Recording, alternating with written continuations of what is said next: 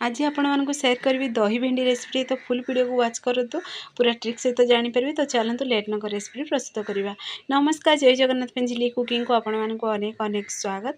तो देखो ये मुझे प्रथम भेंडी नहीं भेंडी को भलसे क्लीन कर धोईकी पूरा ये लंबा लंबा पीसेस रे कटिंग कर देछि। तो पुणी नवा गोटे कड़े आम ये गैस पेन पूरा हाई फ्लेम में रखी तेल प्रथम आम तेल टे गरम हवा दबा।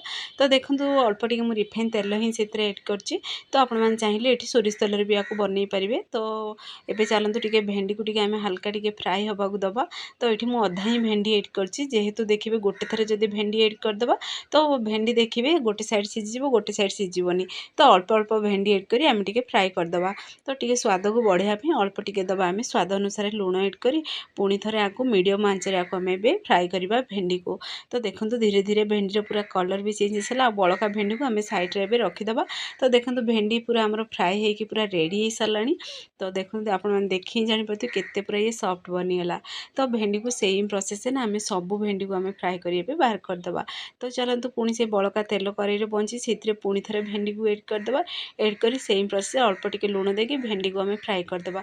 से भर देखो ये प्रथम मुझे अल्प टे गोटे गिना पूरा दही नहीं। दही को प्रथम आम टे मिक्स कर पूरा स्मूथ बनईदे। पूरा क्रीमली टेक्सचर आसला पर्यंत आपको मिक्स करवा। तो देखो परफेक्ट आम पूरा मिक्स भी हो सारा।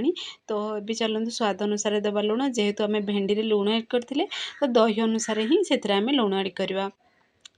पुणी आम टे खटा को टे बैलेंस कर रखापी अल्प टे से दबा चीनी। चीनी ये मुझे हाफ चामच देती। आती आपण मैंने बहलिया रखिए दही से अनुसार से पानी एड करेंगे पतला बा बहलिया जी रखिए। तो देखो ये परफेक्टली आमर पूरा दही भी आमर मिक्स कर रेडी कर सारी। तो ये देखो से भर आमर भेंडी भी पूरा फ्राए हो सारा। तो ये पुणी थे आम काटिदेबा प्लेट को। तो देखो केते बढ़िया पूरा भेंडी आमर फ्राए हो सारी केते पूरा सॉफ्ट बनी। तो ये आम सब भेंडी को ना आम दही रे एड करदे। एड कर पुणी थे करदे मिक्स। तो देखो यही प्रोसेस रे पूरा मिक्स करदे। तो जेहेतु ये खरा दिन तो देखिए खटालिया जिनस खाइबा समस्ते पसंद करें। तो आपण मैंने घरे आपको निश्चय ट्राए करूँ। तो पुणी थे चल तार स्पेशल फुटण प्रस्तुत करवा। पुणी से कड़ाई नवा से अल्प टे आम रिफाइन तेल एड करवा। पुणी सुखिला लंका 4टी एड करवा। पंचु फुटण एड करवा। पुणी से एड करवा आम अल्प टे से मु बिरी डाली एड कर फ्लेवर को टे बढ़ावाई। तो देखो टे हल्का फ्राए हो सारा पर आम से दबा पुणी अल्प टे भुर्संग पत्र कंचा लंका एड करवा। तो आपण मैंने चाहिए कंचा लंका स्किप करेंगे जेहेतु आम ये सुखिला लंका एड करते तो राग अनुसार ही एड करेंगे। तो देखो परफेक्ट आमर पूरा फुटण बनिक रेडी भी हो सारा। तो केते बढ़िया देखो पूरा स्मेल भी आसी। तो आपण मैंने घरे आपको निश्चय ट्राए करूँ। तो टे कलर को टे आपको बैलेंस रखा ये कलर एड कर। तो यहाँ पूरापूरी ऑप्शनल अच्छी।